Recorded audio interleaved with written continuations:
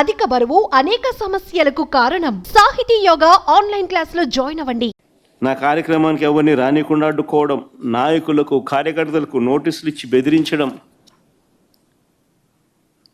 Police స్టేషన్లలోనే ఇళ్లల్లోనే నిర్బంధించేట్టుగా check పోస్టులు పెట్టడం, లాఠీ ఛార్జీలు చేయించడం.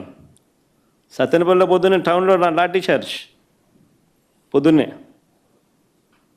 భయం పెట్టేందుకు. నేను రాకమునిపే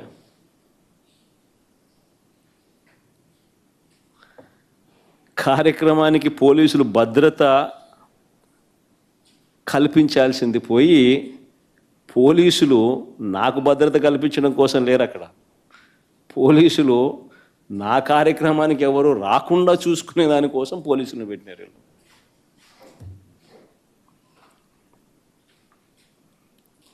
ఆశ్చర్యం కలిగించే విషయం. తర్వాత 5 కేసులు నమోదు చేశారు ఆ కార్యక్రమం అయిపోయిన తర్వాత.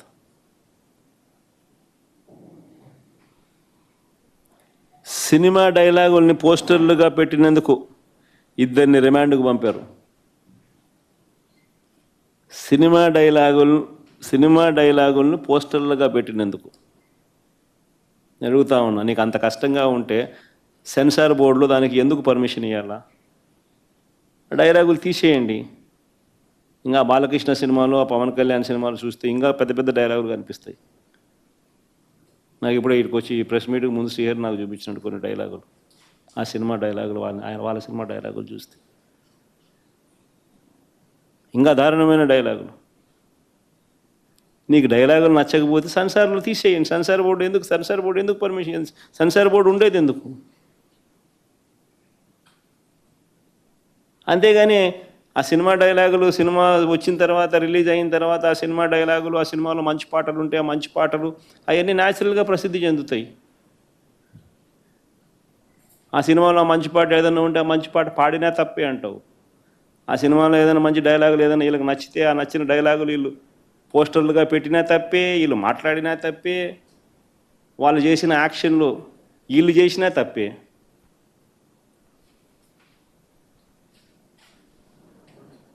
వాళ్ళు ఇలా అన్నా తప్పే, వాళ్ళు ఇలా అన్నా తప్పే. ఎందుకు మరి సినిమాలు ఎందుకు తీస్తున్నారు స్వామి మీరు? ఆపేసేయండి, మూసేయండి. ప్రజాస్వామ్యంలో ఉన్నామా లేదా అన్నది నిజంగా ఆలోచన చేసుకోవాలి మనం అంతా. ఇలాగొచ్చే నష్టపోయింది. అదే సినిమా డైలాగులు రాసుకున్నాడు, పాట పాడితే పాడినాడు, డైలాగులు కొడితే కొట్టినాడు. ఇలాగొచ్చే నష్టమైంది అంటాను నేను. గుమ్మడికాయలు దొంగంటే భుజాలు తడుముకున్నట్టుగా ప్రతిదీ కూడా వాళ్ళు ఏమన్నా కానీ నిన్నే అన్నట్టుగా నువ్వెందుకు బాధపడతా ఉండవు?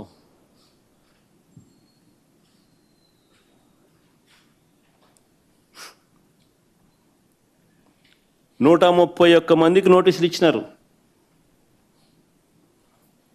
131 మందికి నోటీసులు ఇచ్చినారు.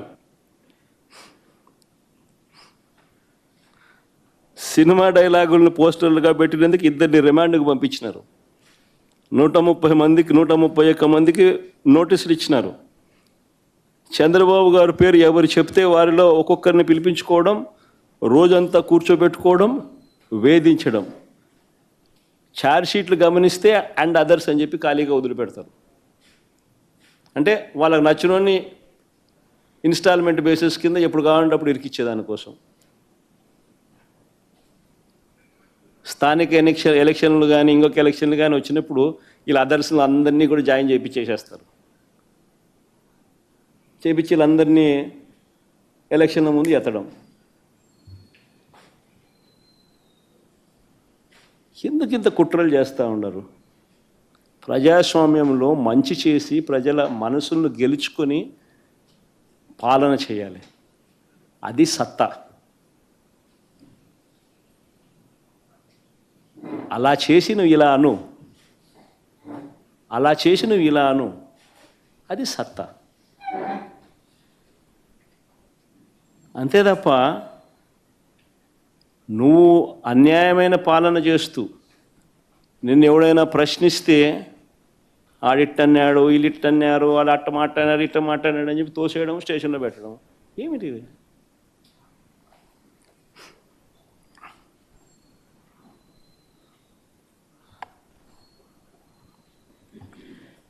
చివరకు పోలీసులు దారుణాలు నిజంగా ఏ స్థాయిలోకి వెళ్ళిపోయినారంటే చివరికి పోలీసులు దారుణాలకు తన కొడుకును కోల్పోయిన వ్యక్తి పోలీస్ అట్రాసిటీస్ వల్ల తన కొడుకు చనిపోతే ఆ చనిపోయిన ఆయన మా లీడరు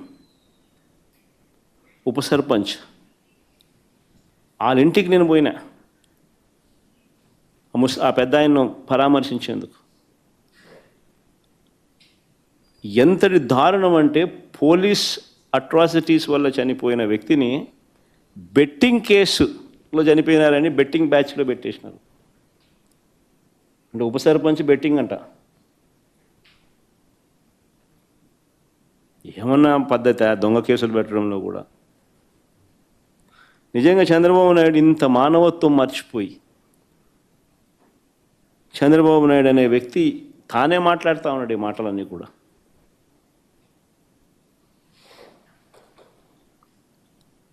మరో ఉదాహరణ, ధరలు లేక తీవ్ర కష్టాల్లో మామిడి రైతులుంటే తీవ్రమైన కష్టాల్లో మామిడి రైతులుంటే మామిడి రైతులకు సంఘీభావంగా జూలై 9వ తారీఖున చిత్తూరు జిల్లా బంగారుపాలెం నేను వెళ్ళా.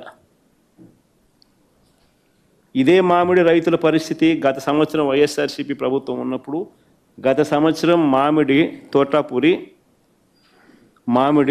మామిడి గత సంవత్సరం 25 నుంచి 29 రూపాయలు కేజీ. ఈ సంవత్సరం చంద్రబాబు నాయుడు ముఖ్యమంత్రి అయిన తర్వాత పరిస్థితి ఏమిటి అంటే 2.5-3 రూపాయలకు పడిపోయిన పరిస్థితులు.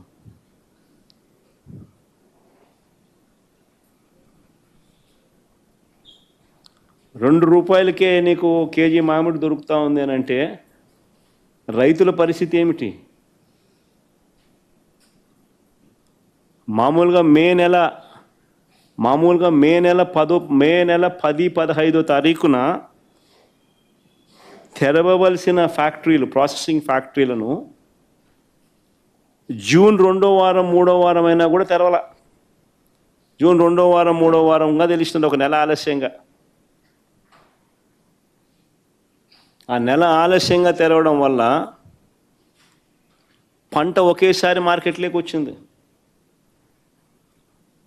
సప్లై ఎక్కువ కావడంతో రేటు పడిపోయింది. రేటు పడిపోవడంతో రైతు నష్టపోయినాడు. ఇది జరిగిన వాస్తవం.